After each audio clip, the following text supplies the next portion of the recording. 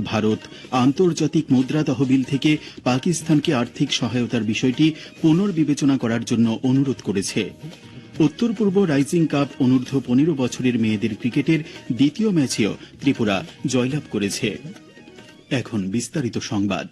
কেন্দ্রীয় তথ্য ও সম্প্রচার এবং সংসদ বিষয়ক রাষ্ট্রমন্ত্রী ড এল মুরগান এবং মুখ্যমন্ত্রী অধ্যাপক ডা মানিক সাহা আজ মুখ্যমন্ত্রীর সরকারি বাসভবনে এক বৈঠকে মিলিত হন। তাদের মধ্যে রাজ্যের অগ্রগতির জন্য গৃহীত বিভিন্ন প্রকল্প ও কর্মসূচি নিয়ে আলোচনা হয়। মুখ্যমন্ত্রী বলেন, কেন্দ্রীয় মন্ত্রী কেন্দ্রীয় সরকারের বিভিন্ন উন্নয়নমূলক পদক্ষেপ নিয়ে পর্যালোচনা করেন এবং ত্রিপুরা সহ উত্তর পূর্বাঞ্চলের অগ্রগতির উপর কেন্দ্রের প্রতিশ্রুতির কথা ব্যক্ত করেন। পাশাপাশি ত্রিপুরার উন্নয়নে সব রকম সাহায্যের আশ্বাসও তিনি দেন বলে জানান মুখ্যমন্ত্রী।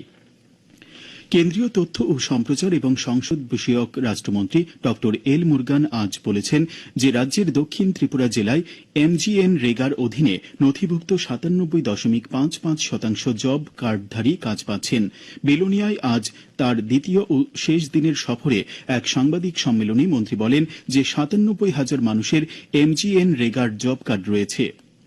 তিনি বলেন, জেলার ২,০০০-এরও বেশি মানুষকে একটি আর্থিক বছরে ১০০ দিনের মজুরি কর্মসংস্থানের আইনি গ্যারান্টি দেওয়া হচ্ছে। এছাড়াও পিএম কিষাণ সম্মান নিধির আওতায় ২১,০০০-এরও বেশি সুবিধাভোগী প্রতি মাসে সরাসরি তাদের ব্যাংক অ্যাকাউন্টে ৬০০ টাকা করে পান। কেন্দ্রীয় মন্ত্রী জানিয়েছেন যে জেলার ২৮,০০০-এরও বেশি লাখপতি দিদি রয়েছেন। এছাড়াও স্বনির্ভর গোষ্ঠীতে কাজ করছেন ৭,৪৮৬ জন মহিলা। কেন্দ্রীয় তথ্য সম্প্রচার ও সংসদ বিষয়ক রাষ্ট্রমন্ত্রী ড এল মুরগান আজ দক্ষিণ ত্রিপুরা জেলার জোলাইবাড়ি ব্লকের অধীন পশ্চিম জোলাইবাড়ি গ্রাম পঞ্চায়েতের সুধীর সরকারপাড়া অঙ্গনওয়াড়ি কেন্দ্র পরিদর্শন করেন। পরিদর্শনকালে তিনি অঙ্গনওয়াড়ি কেন্দ্রের শিশুদের বিষয়ে খোঁজ খবর নেন। আগরতলার প্রজ্ঞা ভবনে আজ তথ্য ও প্রযুক্তি দপ্তরের উদ্যোগে ও কেন্দ্রীয় বৈদ্যুতিন ও তথ্য প্রযুক্তি মন্ত্রকের জাতীয় ই গভর্নেন্স ডিভিশনের সহযোগিতায় সুশাসনের জন্য কৃত্রিম বুদ্ধিমত্তা, স্বচ্ছতা, দক্ষতা ও প্রভাব বৃদ্ধি শীর্ষক এক সচেতনতামূলক কর্মশালার আয়োজন করা হয়। কর্মশালার উদ্বোধন করেন মুখ্য সচিব জিতেন্দ্র কুমার সিনহা। উপস্থিত ছিলেন তথ্য ও প্রযুক্তি বিভাগের সচিব কিরণ গিত্তে, তথ্য প্রযুক্তি দপ্তরের অধিকর্তা জিয়া রাঘুল গেশান, এনইজিডির ইন্ডিয়া এআই মিশন সহ রাজ্য ই গভর্নেন্স মিশনের উচ্চপদস্থ আধিকারিকরা। অনুষ্ঠানে মুখ্য সচিব বলেন, রাজ্যের ডিজিটাল প্রশাসনের ক্ষেত্রে গুরুত্বপূর্ণ অগ্রগতি হয়েছে, যেখানে ই অফিস, ই ক্যাবিনেট, ই গভর্নেন্সের সুবিধাভোগী ব্যবস্থাপনা পদ্ধতি চালু হওয়ায় উপকৃত হয়েছেন সরকারি কর্মচারী থেকে শুরু করে সাধারণ জনগণ। তিনি বলেন, এই ধরনের উদ্যোগগুলো শুধু প্রশাসনিক প্রক্রিয়াকে সহজতর করেনি, বরং স্বচ্ছতা এবং দায়বদ্ধতা বাড়িয়েছে, যা ডিজিটাল ত্রিপুরা ও ডিজিটাল ইন্ডিয়ার বৃহত্তর দৃষ্টিভঙ্গির সঙ্গে সঙ্গতিপূর্ণ। তাতে করে কেন্দ্র ও রাজ্য সরকারের বিভিন্ন প্রকল্পগুলো সফল বাস্তবায়নের কথাও তুলে ধরেন তিনি। পর্যটন মন্ত্রী সুশান্ত চৌধুরীর পৌরোহিত্যে আজ জিরানিয়া মহকুমা শাসকের অফিসে পর্যটন দপ্তরের এক বৈঠক অনুষ্ঠিত হয়। বৈঠকে পর্যটন মন্ত্রী জানান, কেন্দ্রীয় সরকার স্বদেশ দর্শন প্রকল্পের দ্বিতীয় পর্বে জিরানিয়ায় অত্যাধুনিক মানের ইকো পার্ক নির্মাণের জন্য অনুমোদন দিয়েছে। খুব শীঘ্রই পর্যটন দপ্তরের উদ্যোগে এই পার্কের নির্মাণের কাজ শুরু করা হবে। শচীন্দ্রনগর কলোনিতে কলকাতার নিকো পার্কের আদলে অত্যাধুনিক মানের ইকো পার্ক নির্মাণ করা হবে। এ বিষয়ে প্রস্তাবিত জায়গার ভূমিদাতাদের নিয়ে বৈঠক হয়েছে বলে মন্ত্রী শ্রী চৌধুরী জানিয়েছেন। সমাজ কল্যাণ ও সমাজ শিক্ষামন্ত্রী টিঙ্কু রায় আজ কৈলাসহরের ঊনকোটি কলাক্ষেত্রে এক স্বেচ্ছায় রক্তদান শিবিরের উদ্বোধন করেন। সমাজ কল্যাণ ও সমাজ শিক্ষা দপ্তরের উদ্যোগে আয়োজিত শিবিরে মন্ত্রী শ্রী রায় বাল্যবিবাহ ও কম বয়সে মাতৃত্ব রোধে সবাইকে এগিয়ে আসার আহ্বান জানান। শিবিরে ২৪ জন স্বেচ্ছায় রক্তদান করেন। এই খবর আপনারা শুনছেন আকাশবাণীর আগরতলা কেন্দ্র থেকে। আকাশবাণীর সংবাদের আপডেট পেতে লগ ইন করুন www.newsonair। ভারত আন্তর্জাতিক মুদ্রা তহবিল থেকে পাকিস্তানকে আর্থিক সহায়তার বিষয়টি পুনর্বিবেচনা করার জন্য অনুরোধ করেছে। প্রতিরক্ষা মন্ত্রী রাজনাথ সিং বলেছেন যে তহবিলের একটি বড় অংশ পাকিস্তানের অভ্যন্তরে সন্ত্রাস সম্পর্কিত পরিকাঠামোকে সমর্থন করার জন্য ব্যবহার করা হবে।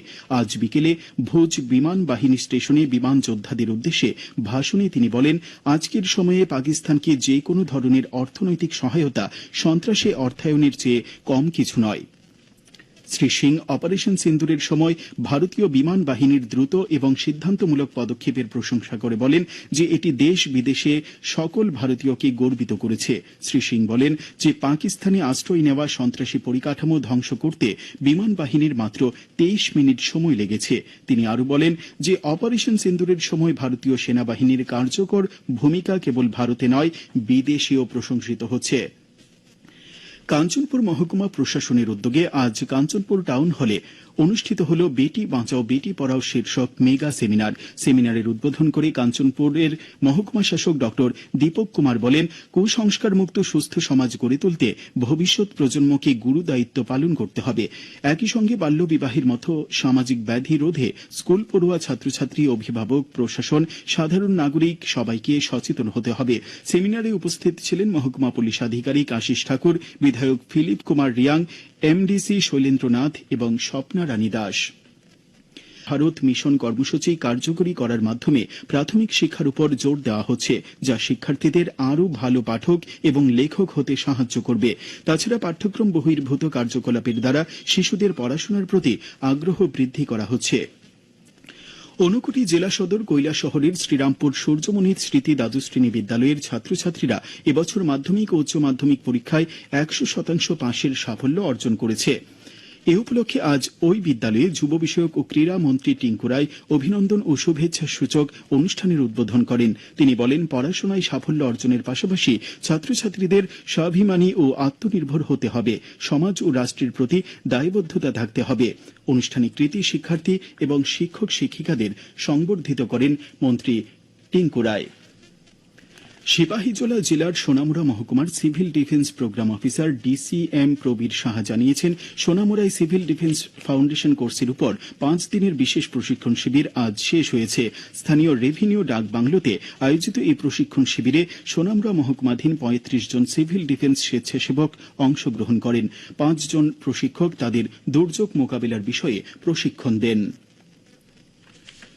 সাব্রুমের Dasharathdeb memorial residential higher secondary স্কুলের সমস্যা নিয়ে আজ তিপ্রা স্টুডেন্টস ফেডারেশন টিএসএফ উপজাতি কল্যাণমন্ত্রী বিকাশ দেববর্মার কাছে ডেপুটেশন দিয়েছে।